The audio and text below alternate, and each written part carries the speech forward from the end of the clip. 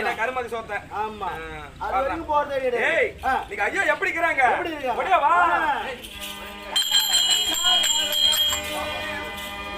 போடா.